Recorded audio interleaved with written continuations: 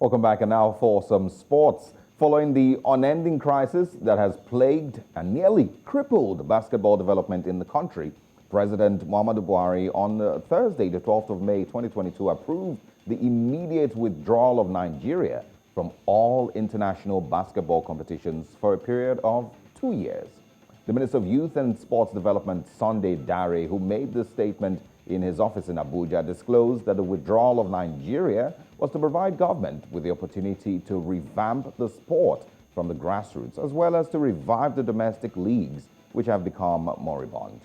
And represented by the Permanent Secretary of the Ministry, Alhaji Ismail Abubakar, the minister stated that the withdrawal will also allow for the setting up of an interim management committee, an IMC, to oversee the management and development of the domestic basketball leagues in Nigeria and to further address other related issues around the advancement of the game in the country. On issuing the presidential order, the minister reiterated government's interest and commitment to development of sports of basketball in Nigeria, as well as huge talents of our youth domestically in an atmosphere that is free of rancor and squabbles. And we're joined by Rotimi Akindele, who's a Nigerian basketball commentator. Thanks for joining us, Mr. Akindele. Thank you for having me. Good morning. Good morning. A lot of people, are a little confused with regards to this decision, but would you say this is a good decision coming from the federal government? It's not in any way good. Talking about the decision, I feel even if you're trying to provide a solution to a lingering crisis that has plagued basketball for about 6 years, this is not the right way to go. But then again, you can understand that the government does not reason like average citizens. And from what I've been able to gather yesterday when the news broke, it's not something that will bode well for anyone, whether basketball stakeholders or even basketball players, because this is a self-imposed ban. If we come out of this ban, we still have to face the international ban. That's talking about the money. And at the end of the day, we might be out of basketball for about 3-4 years. So it's not good for the development of basketball. It's not good for the players that have qualified for major tournaments already. So if you look at it overall, it's a bad decision. Yes, they're trying to provide a solution, but this is not the way to go.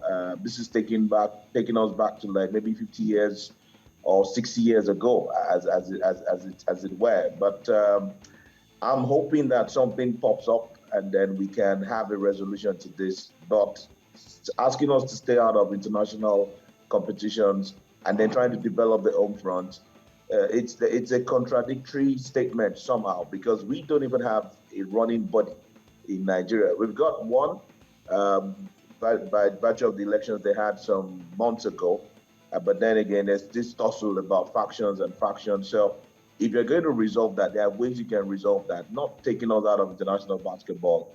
I don't know. It's just off as far as I'm concerned. Mr. Kendi, as it stands, both the female and male team remain coachless amidst the lingering rivalry from administrative factions. Do you think the unending rivalry maybe led the federal government to this current decision? Well, like I mentioned earlier, that could be a part of it, because we've been stuck with basketball for like 6 years, and we've not had any solid league. We've had some, abridged games here and there, go for tournaments here and there. It's been the tussle. I'm in charge of international basketball. I'm in charge of local basketball. We've seen the crisis go on and on. But I think it's not the issue of not having coaches. Yes, because we have issues with paying players, paying coaches as well. The last coach for the D-Tigers, which is Hughley, actually did pull out because of this kind of situation. In the men's case, we've not had a standard, a standard contract with any coach. It's been, okay, do this for us, and then you can go afterwards, take us to the tournament.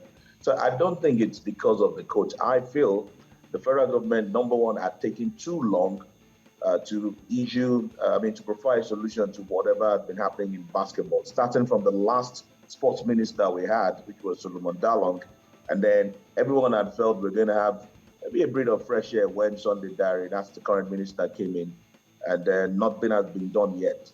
taking Nigeria out of international competitions won't solve the problem. I feel we can solve the problem back home here by ourselves, but this is not the route. Can this also be complicated further by an imminent ban from FIBA because of government's involvement and interference in sports? Yeah, this is basically government interference. Unlike football, where FIFA, maybe by now or maybe in the next few years, would have come out and tell you, hey, if you don't do this, we're giving you to so date for you to reinstate whatever was, go back to status quo, that's the word, and then keep playing international football. In FIBA's case, FIBA might actually want to give you more time because don't forget the women's basketball starts in Australia in August. So we've got about, say, 2 months, to prepare, or 3 months to prepare for that one. And then definitely there's going to be a ban. And that's why I said earlier, this is a self-imposed ban by Nigeria. We go ahead with this one, and then you want to get back to international basketball. FIBA is telling you, you violated some of our rules by not failing to appear at tournaments and qualifiers.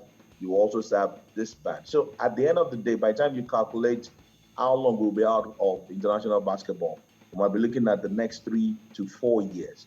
And by the time we complete that circle, I don't think we would have learned anything because nothing would have changed. So the ban would definitely come, except we resolve this before it escalates to that level. Okay, Rotimi, let's talk about grassroots development of sports in Africa. We've seen basketball courts built in different parts of the nation. Will basketball ever be big again after the 2-year hiatus? I don't think so because, prior to, I think 2017 when the D Tigers won their first Afrobasket, or 2015 when the D Tigers won their first Afrobasket, we've been in that basketball wilderness on the continent for a bit. So we've done enough to get back to that level in Africa and become number one. Men's basketball, women's basketball, everyone's talking about Nigeria. And now, by ourselves, we want to go back into the drain and then look for a way to come out, to crawl back maybe in the next 2-3 years. It's not going to bode well for us, as I mentioned earlier. So in terms of development, we are not going to develop anything. We're just going to remain stuck. And then the other countries that have been looking like, or that have been looking up to us, to learn and to do other things, they'll probably just go past us, and it would be really, really, really difficult to bounce back. But I don't think there's any sort of development with this move now. There's no development. I honestly don't know how to feel about this, but thank you very much, Rotimi Akinele, for joining us on this conversation. This is not... Don't feel bad. Don't feel bad. I shouldn't. I can't really help it, but I guess it is what it is. We work with what we have and just hope for the best. Yeah, hopefully there's a resolution. Hopefully something can be done, but let's just stay positive. All right. Thank you. Positive is how we're staying. Thank you very much, Rotimi Akinele, for joining us.